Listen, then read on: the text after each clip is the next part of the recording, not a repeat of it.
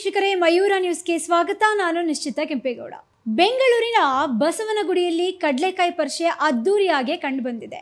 ಅದರಲ್ಲೂ ಈ ಬಾರಿ ಅಂತೂ ಕಡಲೆಕಾಯಿ ಪರಿಷೆಯನ್ನ ನೋಡೋದಿಕ್ಕೆ, ಅದನ್ನ ಕಣ್ತುಂಬಿಕೊಳ್ಳೋದಿಕ್ಕೆ ಸಾಕಷ್ಟು ಜನ ಸಮೂಹವೇ ಹರಿದು ಬಂದಿದೆ ಬಸವನಗುಡಿಯತ್ತ. ಇನ್ನು ರಾಮಕೃಷ್ಣ ಆಶ್ರಮ ವೃತ್ತದಿಂದ bugle rock Kamath hotel circle ವರೆಗೆ ತರೇವರಿಯಾದಂತಹ ವ್ಯಾಪಾರ ಮಳಿಗೆಗಳು ಬೀಡ್ಬಿಟ್ಟಿವೆ.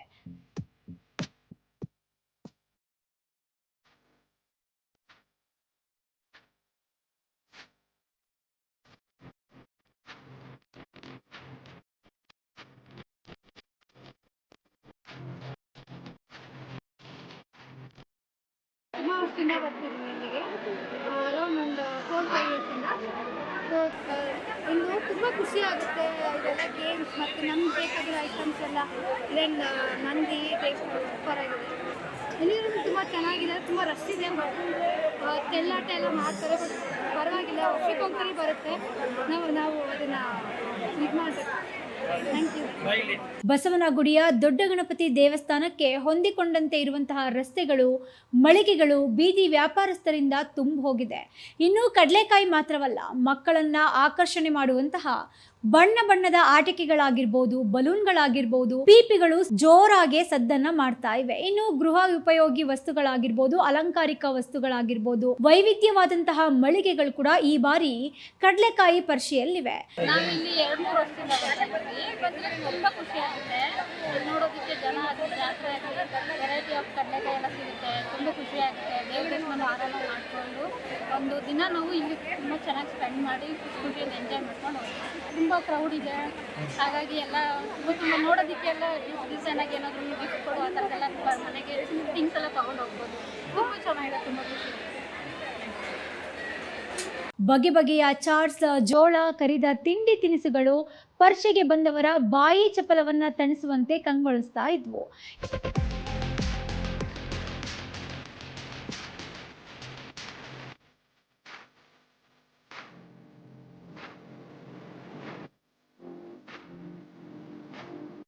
ಇನ್ನು ರಾಮಕೃಷ್ಣ ಮಠದ ಬಳಿ ಮಠದ ಗೋಡೆಯಂಚಿನ ರಾಜಸ್ಥಾನದ ವಿಶೇಷ ಅಲಂಕಾರಿಕ ವಸ್ತುಗಳು ಗಮನವನ್ನ ಸೆಳೀತಾ ಇದ್ವು.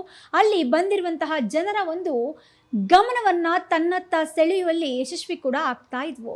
ವಾರಾಂತ್ಯವಾದ್ರಿಂದ ಶನಿವಾರ ಜನಜಾತ್ರೆಯೇ ನಡೆದಿತ್ತು ಬಸವನಗುಡಿಯಲ್ಲಿ. ಕಾಲೇಜು ವಿದ್ಯಾರ್ಥಿಗಳು ಸೇರಿದಂತೆ ಯುವ ಜನತೆ ಹೆಚ್ಚಿನ ಸಂಖ್ಯೆಯಲ್ಲಿ ಕೂಡ ಭಾಗಿಯಾಗಿದ್ರು ಈ ಬಾರಿ. ಇನ್ನು ಹೊಸ ಪೀಳಿಗೆಗೆ ಸಾಂಪ್ರದಾಯಿಕ ಕಡಲೆಕಾಯಿ ಪರಿಷೆಯನ್ನ ಪರಿಚಯಿಸುವ ಜೊತೆಗೆ ಸಾಂಸ್ಕೃತಿಕ ಕಾರ್ಯಕ್ರಮಗಳು ಸೇರಿದಂತೆ ವಿನೂತನ ಕಾರ್ಯಕ್ರಮಗಳನ್ನು ಕೂಡ ಕೈಗೊಳ್ಳೋದಕ್ಕೆ ಬಿಬಿಎಂಪಿ ಮತ್ತು ಮುಜರಾಯಿ ಇಲಾಖೆ ಸಕಲ ಸಿದ್ಧತೆಗಳನ್ನು ಕೂಡ ಮಾಡಿಕೊಂಡಿತ್ತು.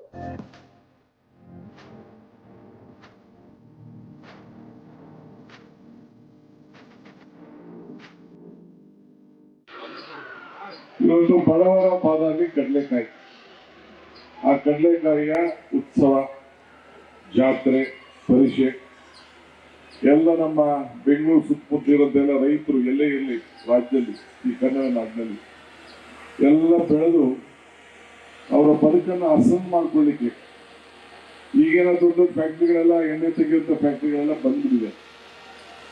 ಆದರೆ ಇಲ್ಲಿ ಬಡವರ ಬಾದಾಮಿ ಕಡಲೆಕಾಯಿ, ಬಾದಾಮಿ 1000, ಕಡಲೆಕಾಯಿ 50 ರೂಪಾಯಿ. ಈಗ ಎಷ್ಟಿದೆ ಬೆಲೆ ಗೊತ್ತಿಲ್ಲ, ನನಗಂತೂ ಫ್ರೀಯಾಗಿ ಕೊಟ್ಟಿದ್ದಾರೆ, ದೇವಸ್ಥಾನ ಎಲ್ಲ ಕೊಟ್ಟಿದ್ದಾರೆ. ಸೊ ಎಷ್ಟಿದೆ. ನಾನು ಕಡಲೆಕಾಯಿ ಭಾಳ ಬೆಳೀತಿದ್ದೆ. ನಮ್ಮ ತಾತನೂ ಬೇಕಾದಷ್ಟು, ನಮ್ಮ ತಾತನ ಕಾಲದಿಂದ ನಮ್ಮ ಮನೇಲಿ ವಿಪರೀತ ಒಂದು 30-40 ಎಕರೆಗೆ ಕಡಲೆಕಾಯಿ ಹಾಕ್ತಿದ್ದು. ಈಗೇನು ಮಾಡಿದ್ದಾರೆ ನಮ್ಮ ಹಳ್ಳಿಲಿ ವಿಚಾರ ಗೊತ್ತಿಲ್ಲ. ಕಡಲೆಕಾಯಿ ಭಾಳ ಬೆಳೀತಾ ಇದ್ರು, ಎಣ್ಣೆಗೂ ಕೊಡ್ತಾ ಇದ್ರು, ಇವು ಮಾರಾಟ ಕೂಡ ಮಾಡ್ತಾ ಇದ್ರು. ಇಂಥ ಒಂದು ರುಚಿಗೆ ನಾವೆಲ್ಲ ಮಾರು ಹೋಗಿದ್ದೀವಿ. ಇವತ್ತು ರೈತರ ಬದುಕು ಹಸನಾಗಬೇಕು ಅನ್ನೋ ದೃಷ್ಟಿಯಿಂದ ಹಿಂದೆ ಕೆಂಪೇಗೌಡರು ಏನು ಒಂದು ಹೆಜ್ಜೆ ಹಾಕಿತ್ತು ಅದನ್ನ ಉಳಿಸ್ಕೊಂಡು ಹೋಗ್ಲಿಕ್ಕೆ ಒಂದು ಪ್ರಯತ್ನ ಮಾಡ್ತಾ ಇದ್ದೀವಿ. ನಮ್ಮ KM ನಾಗರಾಜ್ ಅವರು ನಮ್ಮ ಈ ಭಾಗದ ನಮ್ಮ ಹಿರಿಯ ನಾಯಕರು, ಅವ್ರ ಹೆಸರು ನಾನು ತೆಗೆದುಕೊಳ್ಳಿಲ್ಲ, ಕ್ಷಮಿಸಬೇಕು ಆರಂಭದಲ್ಲಿ. ಅವರು ಒಂದು ಇದರ ಇತಿಹಾಸವನ್ನ ನಮಗೆಲ್ಲ ಪರಿಚಯ ಮಾಡಿಕೊಳ್ಳಿಕ್ಕೆ, ಪರಿಚಯ ಮಾಡಿಕೊಳ್ಳಿಕ್ಕೆ ಒಂದು ಪುಸ್ತಕವನ್ನೇ ತಂದುಕೊಟ್ಟಿದ್ದಾರೆ. ತಂದುಕೊಟ್ಟು ಇವತ್ತು ನಮಗೆಲ್ಲ ಇವತ್ತು ತಿಳಿಸಿದ್ದಾರೆ, ಜ್ಞಾನವನ್ನ ನಮಗೆ ಮಾಡಿದ್ದಾರೆ. ಸೊ ಅನ್ನದಾತದ ಬಗ್ಗೆ ಅವ್ರಿಗೆ ಶಕ್ತಿ ತುಂಬಲು ಅವತ್ತಿಂದಲೂ ಕೂಡ ಕೆಂಪೇಗೌಡರು ಹಾಕೊಟ್ಟಂತ ಮಾರ್ಗದರ್ಶನ ಪರಂಪರೆ ಎಲ್ಲ ಕೂಡ ನೀವೆಲ್ಲ ನೋಡಿದೀವಿ.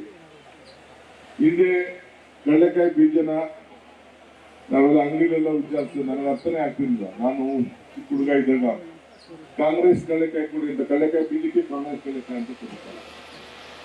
ಸೊ ಕಾಂಗ್ರೆಸ್ಗೂ ಈ ಕಡಲೆಕಾಯಿ ಬೀಜಕ್ಕೂ ಒಂದು ದೊಡ್ಡ ಸಂಬಂಧ ಇದೆ ಅನ್ನೋದನ್ನು ಕೂಡ ನಾನು ಹೆಸರಿಟ್ಟಿದ್ದಲ್ಲ, ಇಲ್ಲ ಸುಬ್ರಹ್ಮಣ್ಯ ಹೆಸರಿಟ್ಟಿದ್ದಲ್ಲ, ನಮ್ಮ ರಾಮಮೂರ್ತಿ ಇಟ್ಟಿದ್ದಲ್ಲ, ಗಾಂಧೀಜಿಯವರು ಆ ಕಾರಣದಿಂದ ಕೂಡ ಇಟ್ಟಿದ್ರು. ಅದು ಹೇಗೆ ಬಂತು ಅಂತ ಗೊತ್ತಿಲ್ಲ.